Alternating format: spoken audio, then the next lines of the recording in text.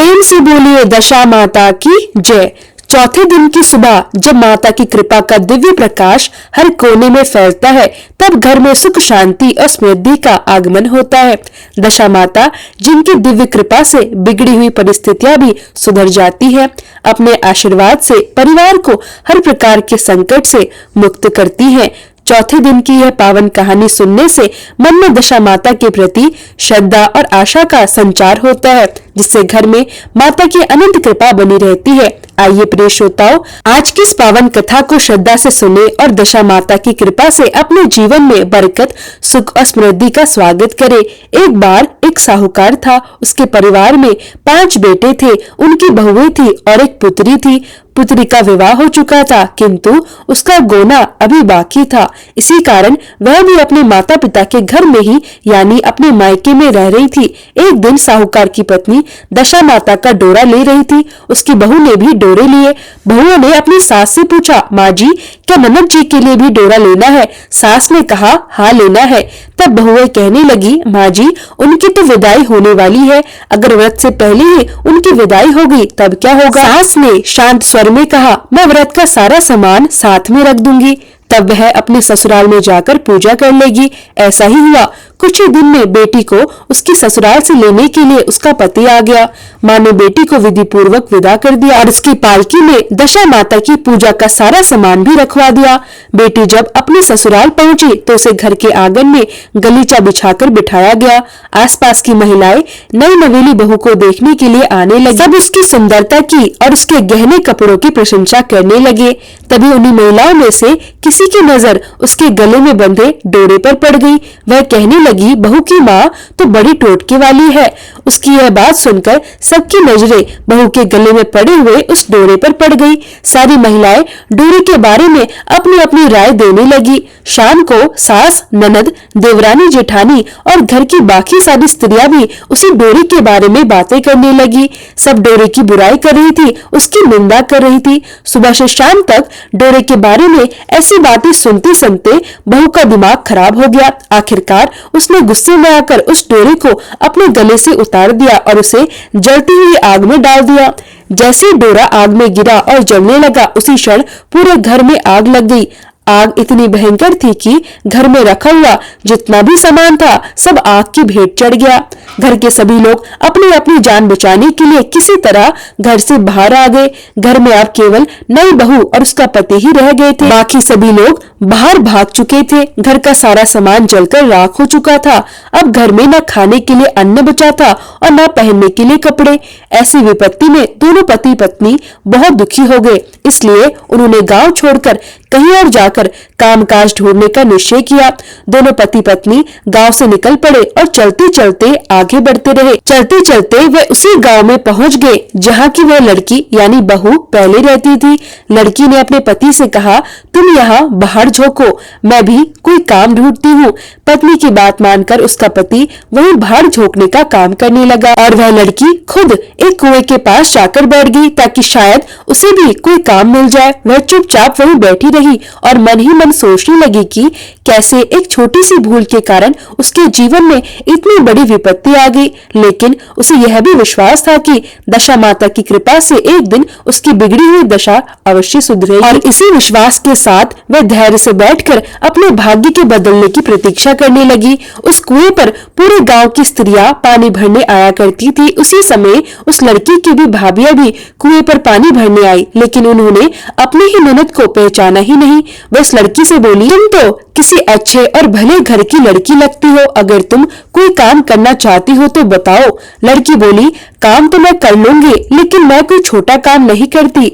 तब बड़ी भाभी बोली, हमारी ननद तो ससुराल चली गई है, अगर तुम चाहो तो हमारे बच्चों की देखभाल करती रहना और हमारे घर से सीधा लेकर अपना खाना बना लिया करना। लड़की इस काम के लिए तैयार हो गई। इसके बाद लड़की की भाभियां अपने घर आई और अपनी सास से बोली, माँ जी कुएं पर एक अनाथ लड़की बैठी हुई है।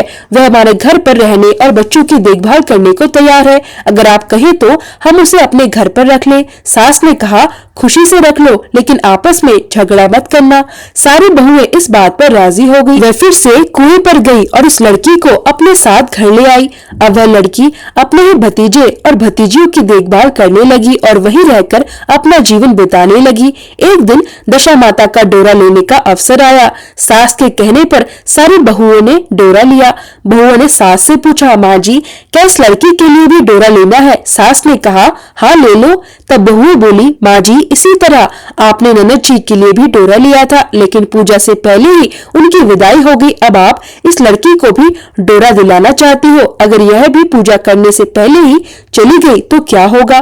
सास बोली, तुम्हारी ननद ने अपने घर जाकर पूजा की होगी। यह लड़की पूजा होने तक इसी घर में रहेगी तो अपने आप पूजा में शामिल हो जाएगी, और अगर यहाँ से कहीं और चले गई तो वहां जाकर पूजा कर लेगी। तब सबकी सहमति से उस लड़की ने भी दशा माता का डोरा ले लिया। 9 दिन तक वह दशा माता की कहानी सुनती रही और व्रत पूजन में शामिल होती रही। 10वें दिन लड़की की माँ और भाभीओं ने सिर से स्नान किया और घर में चौका लगाया और पूजा की तैयारी करने लगी। तब लड़की भाभीओं से बोली, अगर कोई पुराना कपड़ा मिल जाए तो मैं भी स्नान कर लूं। बहुओं ने अपनी सास से पूछकर अपनी ननद की साड़ी उस लड़की को दे दी। अब वह अपनी ही पुरानी साड़ी लेकर स्नान करने गई। उसने सिर से स्नान किया, साड़ी पहनी और फिर अंदर आ गई। अब घर में पूजा शुरू हो गई। जैसे वह लड़की पूजा के पास आकर बैठी तो बहुएं कहने लगी, माँ जी, यह तो बिल्कुल हमारी ननद जैसी लग रही है। तब सास नाराज होकर बोली, तुम्हारे मन में जो आता है वही बोलती रहती हो। पूजा के समय भी चुपचाप नहीं बैठा जाता क्या? चुप रहो और मुझे कथा कह लेने दो। तुम्हारी बातों में कथा में विघ्न पड़ता है। बहुएं चुप हो गई। घर की सभी स्त्रियों ने पूजा करने के बाद व्रत का पारण किया। लड़की ने भी पारण किया। इसके बाद सभी स्त्रियां एक दूसरे का सिर गूंथने लगी। एक स्त्री ने उस लड़की का सिर गूंथना शुरू किया। तभी वह बोल पड़ी, जैसी गूंथ इस सर में है वैसी गूंथ तो हमारी ननद के सिर में भी थी। यह सुनकर सास फिर नाराज हो गई और बोली, तुम मेरी बेटी की तुलना इससे क्यों कर रही हो? सास ने बहू को तो डांट दिया, लेकिन यह बात उनके मन में भी बैठ गई। सास ने उस लड़की से कहा, बेटी, आज रात को मेरे पास सोना। रात को जब सारी बहुएं सो गई तब सास ने उस लड़की से पूछा, तुम्हारे पीहर में कभी कोई था क्या? लड़की ने जवाब दिया, मेरे 5 भाई और भाभियां थी और आप जैसे ही माता पिता थे। सास ने फिर पूछा, तो फिर क्या हुआ? तुम्हारे पीहर वाले कहाँ हैं और तुम इस हाल में क्यों हो? तब लड़की बोली, पीहर में मैंने दशा माता का डोरा लिया था, लेकिन पूजा होने से पहले ही मुझे ससुराल के लिए विदा होना पड़ा। जब मैं ससुराल पहुंची तो मेरे गले में पड़े उस डोरे को देखकर वहां की स्त्रियां मेरी हंसी उड़ाने लगी। गुस्से में आकर मैंने वह डोरा आग में डाल दिया और जैसे ही मैंने वह डोरा आग में डाला उसी के साथ घर का सारा सामान भी जलकर भस्म हो गया। सब लोग घर छोड़कर भाग गए और हम दोनों भी भागकर इस गाँव में आ गए। तब उसकी माँ ने पूछा, अच्छा बताओ फिर तुम्हारा पति कहाँ है? लड़की बोली, वह तो भरभूजे के यहाँ भाड़ झोंकते हैं। दशा माता के प्रकोप से हमारी यह हालत हो गई है। यह सुनकर लड़की की माँ समझ गई कि यह लड़की और कोई नहीं बल्कि उसकी अपनी ही बेटी है। तब उसने अपने 5 बेटों को बुलाकर कहा, यह तो तुम्हारी छोटी बहन है। सुबह होते ही माँ के कहने पर 5 भाई बड़बोली को लेकर आ गए। उन्होंने उसे स्नान कराया और अच्छे अच्छे कपड़े पहनने को दिए। कपड़े पहनकर वह बहुत सुंदर और संपन्न साहूकार जैसा दिखाई देने लगा। कुछ दिन अपनी ससुराल में रहकर वह फिर अपने घर चला गया। घर पहुंचकर उसने देखा कि अब सारे लोग पहले की तरह बड़े आनंद से रह रहे हैं। इसके बाद वह फिर अपने ससुराल आया और अपने पति को विदा करके घर ले गया। वह अपनी दशा के बारे में विचार करती हुई जा रही थी। रास्ते में एक नदी पड़ी। उस नदी में स्नान करके अप्सराएं दशा माता का डोरा ले रही थी। उस समय उनके पास एक डोरा बच गया था। अप्सराएं बोली, अगर इस टोली में कोई ऊंचे कुल की स्त्री हो तो उसे यह डोरा दे दो। उन्होंने डोली के पास जाकर देखा और वह डोरा उस लड़की को दे दिया। जब लड़की अपने ससुराल पहुंची तो सास थाल सजाए, ननद कलश लिए और देवरानी जेठानी अन्य शुभ मांगलिक वस्तुएं लेकर उसका स्वागत करने के लिए खड़ी थी। नेक दस्तूर हो जाने के बाद लड़की को आसन पर बिठाया गया। आसन पर बैठाने के बाद लड़की बोली, आप लोगों ने पहली बार दशा माता के डोरे के लिए अपशब्द कहे थे, उसी का फल यह हुआ कि घर के सब लोग बिछड़ गए और घर का सारा सामान जलकर स्वाहा हो गया। बहुत सी मुसीबतें उठाने के बाद अब यह अच्छे दिन आए हैं। अब आप में से कोई भी दशा माता की स्टोरी की निंदा करने की गलती मत करना। जब मेरा व्रत हो तो सब श्रद्धा से पूजा करना। सबने खुशी खुशी उसकी बात मान ली। 9 दिन तक व्रत चलता रहा। 10वें दिन विधि पूर्वक डोरी की पूजा की गई। 7 सुहागनों को न्योता दिया गया, उनका श्रृंगार किया गया और आंचल भरा गया। इस प्रकार दशा माता का पूजन संपन्न हुआ। जिस प्रकार दशा माता ने उस लड़की के दिन फेरे, हे दशा माता वैसे ही सब पर दया करना और वैसे ही सबके बुरे दिन फेर देना।